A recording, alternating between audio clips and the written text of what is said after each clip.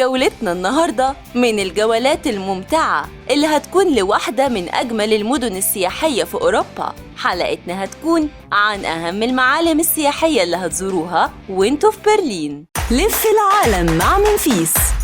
لف العالم مع منفيس كل خميس. برلين عاصمة ألمانيا وأكبر مدينة فيها، دي كمان بتعتبر تاني أكبر مدينة في أوروبا كلها، وده لأن مساحتها بتوصل لحوالي 900 كيلومتر، وهي واحدة من أهم المدن السياحية في العالم.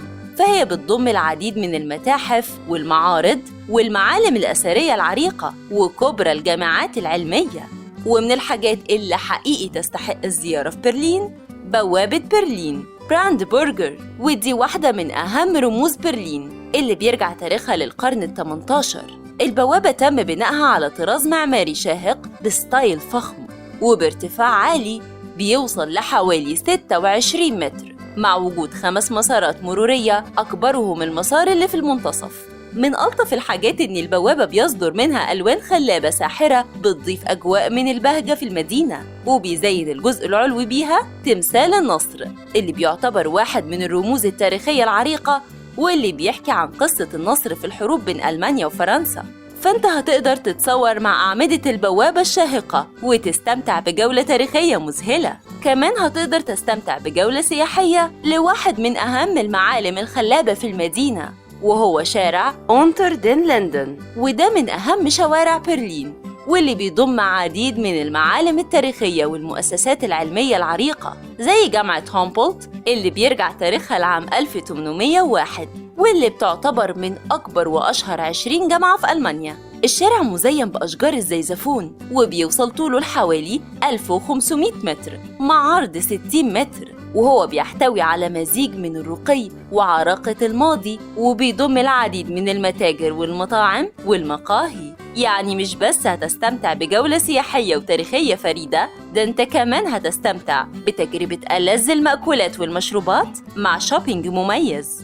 ومن الحاجات اللي ضروري تستمتع بزيارتها جدار برلين، وده واحد من أهم المعالم التاريخية العريقة جداً، فهو بيرمز لفترة النزاعات اللي كانت بتعاني منها ألمانيا. الجدار تم بناؤه في القرن العشرين واللي على أثره اتقسمت ألمانيا لقسمين، ألمانيا الشرقية وألمانيا الغربية، وتم قطع الروابط بين العائلات.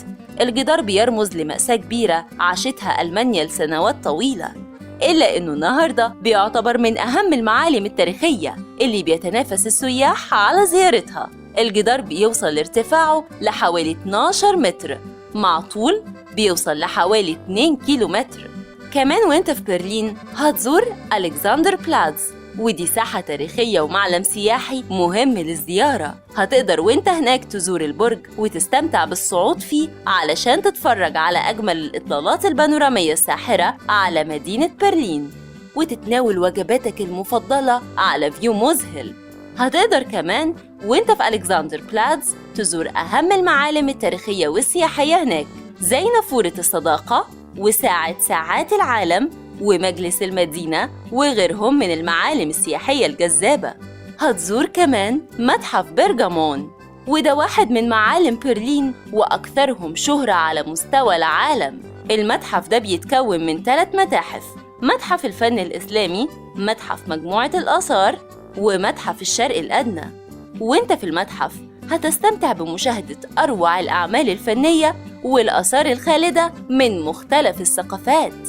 وما تنساش تزور كاتدرائية برلين، ودي بتعتبر من أهم المعالم التاريخية والدينية في برلين. هتستمتع في الكاتدرائية بمشاهدة أروع الفنون المعمارية والتصميمات الأنيقة الرائعة، وهتبقى فرصة هايلة للتعرف على لمحات تاريخية عريقة والتقاط أجمل الصور التذكارية الخالدة. بكده نكون خدناكم النهاردة الجولة سريعة لأهم معالم برلين الساحرة، ونكون وصلنا لنهاية حلقتنا. هنستنى رأيكم في الكومنتس، وما تنسوش تعملوا لنا لايك وسبسكرايب للقناة وشير لأصحابكم علشان يوصلكم كل جديد من حلقات منفيس.